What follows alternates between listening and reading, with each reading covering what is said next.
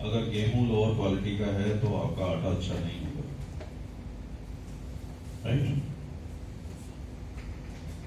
You have to be a very good listener. कई बार क्या होता है कि सबऑर्डिनेट को बार बार बताना पड़ता है किसी चीज को।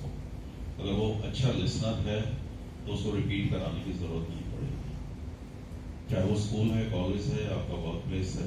तो you have to be a good listener. पूरा फोकस आपका वहां होना चाहिए। Reading very important. आप में से कितने हैं जो अपने सब्जेक्ट से हटके पढ़ते हैं?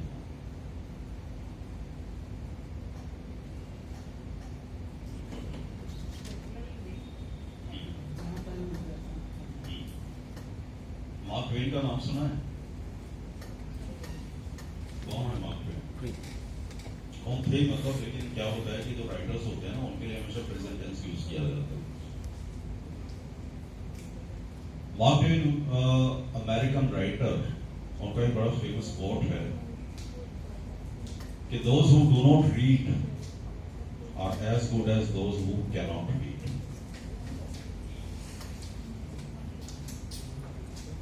आप किसी भी विषय को देख लीजिए, हर विषय पर आपको किताबें मिल जाएंगी। खुशवंत सिंह जो फेमस जर्नलिस्ट है, he used to read 50 books in a year, यानी कि हर हफ्ते करीब एक किताब।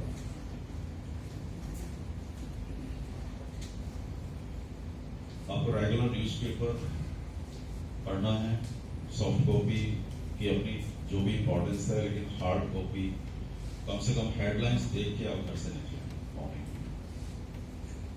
कई बार क्या होता है कि कोई वीवीआईपी मूवमेंट है, ट्रैफिक एडवाइजरी है, कोई और है, ओकेजन है, तो आपको फिर ट्रैवल टाइम ज्यादा लगेगा, या कोई प्रोसेशन है, कई बार कोई in office some important personalities no more, कोई छुट्टी हो गई।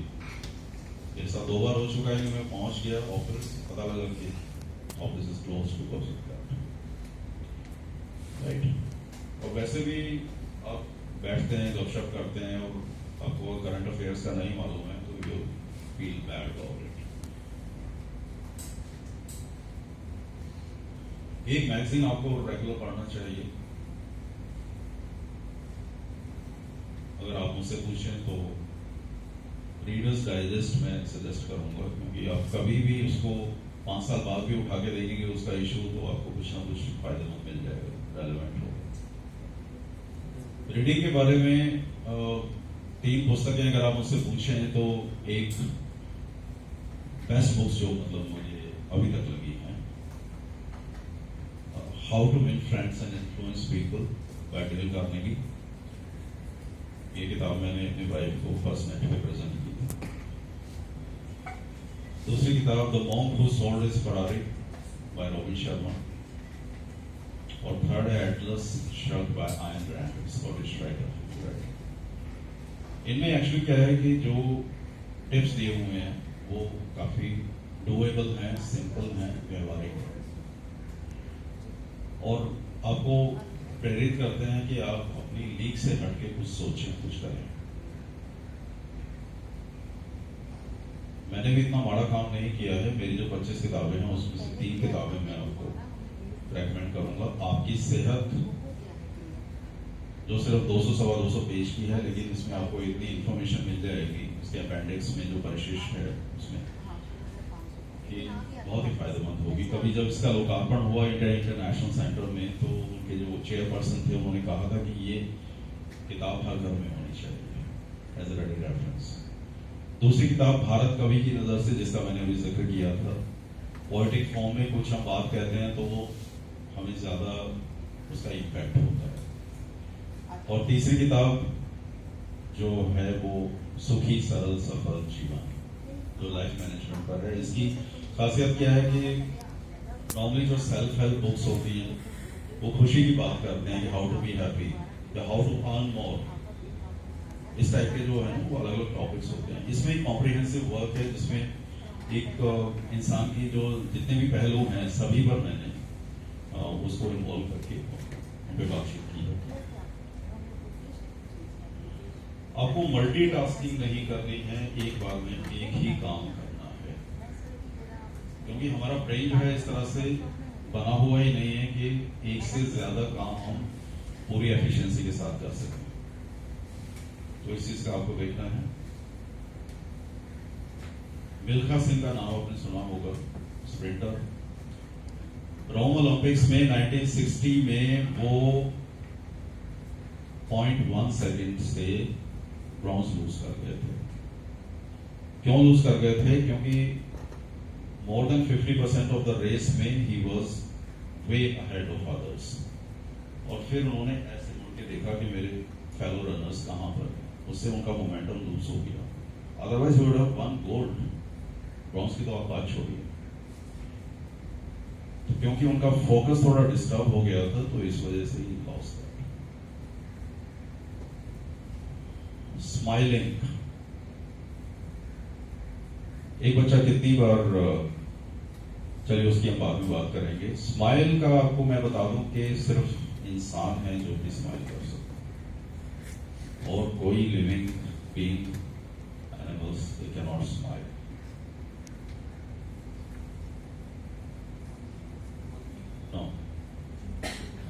नहीं, वो ग्रेमेसिंग बोल सकते हो उसको, स्माइलिंग नहीं। कोई भी बनाव श्रृंगार, कोई भी बनाव श्रृंगार बिना स्माइल के पूरा नहीं होता। अगर वो मैनिक्यूरिस्ट लगते हैं जैसे शॉपकीपर्स के बाहर, शॉप्स के बाहर, और कहते हैं कि एक शॉपकीपर को कभी भी अगर वो स्माइलिंग फेस नहीं है तो शॉप नहीं खोलनी चाहिए, क्योंकि आपको सर्विस लेनी है, आपको कोई इक्विपमेंट लेना है। अगर कोई स्माइलिंग फेस से आपको बिहेव करेगा तो यू विल प्रेफर दैट। तो मैं कहता हूं कि तीर की छट जाएगी, एक बार मुस्कुरा दो। तीर की अंधेरे को बोलते हैं। तीर की छट जाएगी, एक बार मुस्कुरा दो। जिंदगी रास आएगी, एक बार मुस्कुरा दो।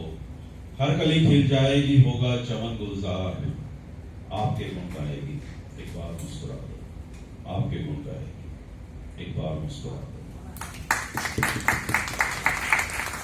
एक फिल्म भी थी, एक बार मुस्कुरा दो। आप में से कितने लोगों ने देखी? पुरानी फिल्म है, 1960s की फिल्म है, तनुजा एंड जॉय मुखर्जी आई थी, लाफ्टर। उसके एक्चुअली जो पहले क्या होता था कि जो गोल्डन ईरा हम बोलते हैं 60s की 50s की जो मूवीज थी ना, उनमें म्यूजिक बड़ा जबरदस्त होता था। मतलब उसकी जो लिरिक्स हैं, जो बोल हैं, वो अभी जैसे मैंने आपको ये गीत सुनाया था, वो 70s का है शायद, पहचान फिल्म से। तो इतने मीनिंगफुल होते थे उनके लिरिक्स। म्यूजिक जो होता था, म्यूजिक जो म्यूजिशियंस थे वो इतने कैपेबल और इतना कुछ वो इनोवेटिव, और साथ में जो गायक, और जो तिकड़ी थी उनकी, मुकेश, किशोर, लता, मैं मील्स की बात कर रहा हूँ, और रफी। लता तो खैर नहीं, वो तो अलग। तो लता तो ऐसी है कि भारत रत्न मिल गया उनको। तो ये चार जो तीन, मैं मेल्स की अगर बात करूं, वो तिकड़ी आज तक कभी नहीं, ना पहले ना उसके बाद, ऐसे जो उन्होंने लिखा है। अब देखिए, मैं लाफ्टर की बात करूं तो again only humans can laugh, others can not. एक बच्चा एक दिन में पता है कितनी बार हंसता है? 5 साल से कम जो बच्चा है, बात बात पे हंसता है, करीब 300 बार एक दिन में। और एक एडल्ट मुश्किल से 10 बार। जितने बड़े ऑफिसर होते हैं, माफ कीजिएगा, वो ये सोचते हैं कि अगर हंसेंगे तो जो हमारे सबऑर्डिनेट्स हैं वो शायद अनड्यू एडवांटेज लेंगे, नंबर 1। नंबर 2, शायद वो हमारी जो रुतबा है उससे मेल नहीं खाता कि हम ज्यादा हंसे। तो इस तरह की कुछ मेंटालिटी रहती है। तो मैं कहता हूं कि किसी को हंसाना भी है कला, हंसाने से होगा बहुत फायदा।